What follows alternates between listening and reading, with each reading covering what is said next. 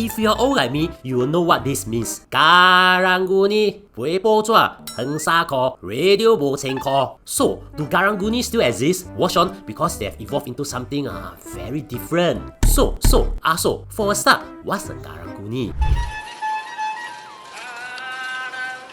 Here's the thing. For this session, I need to emphasize that I'm going to describe the Karung Gunis in the past, like in the 70s to the early 2000s. A Karung Guni is a person who went around HDB blocks to collect recyclable materials like paper or metal. They were also taking appliances like microwave oven or radios. Contrary to popular belief, they technically didn't buy these recyclable materials or appliances. Instead, they just give a token money. They will shout with a distinct honk, so residents will know that they are there. Each Karung Guni will only go to his regular blocks, so they will not overlap. If a resident has something to sell, they will go to the window and shout back at them or wave them to come up. The token money is relatively low, like $2 for an oven or just a few cents for old newspaper. Because remember, residents are not selling these items to them, but disposing of the items. And then, the Karung Guni will sell these items depending on what they are. For example, for recyclable materials like paper or metal, they can sell them to recycling dealers. And for appliances, they can sell them to second-hand vendors. Sometimes, they sell the appliances direct to consumers in the flea market at Sungei Road. And back then, the pay could be good. There was even a news report of a Karung Guni earning so much that he could buy a landed property and was called a millionaire Karung Guni. One could earn as much as $500 a day, which in today's dollar is a whopping $1,175 per day. If one worked 20 days a month, that's a money income of $23,500. But of course, that's for the top earners. And I'm sure there will be some Karung Gunis who took one radio and one stack of newspaper, earning just $235 per month. However, the industry became a sunset industry in the 2000s. When I asked everyone in the office on whether they have heard Karung Guni in their blocks, I was surprised. Some of them didn't even know what Karung Guni is. Those bodoh kias, I think they're trying to act young.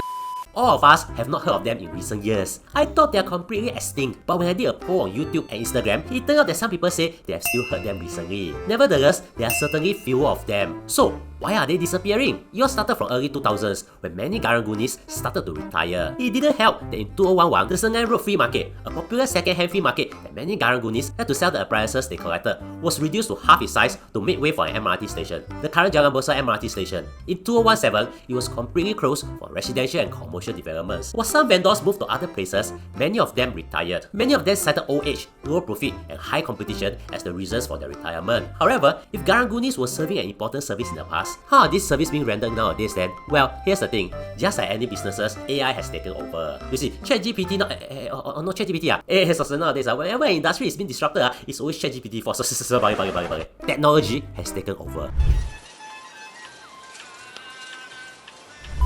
If you're looking to advertise your business in this channel, we can help you. There are guaranteed views and many big brands have trusted us. Just click on the link in the description. For the collection of recyclable materials, there are still some Karung Gunis who do this, but instead of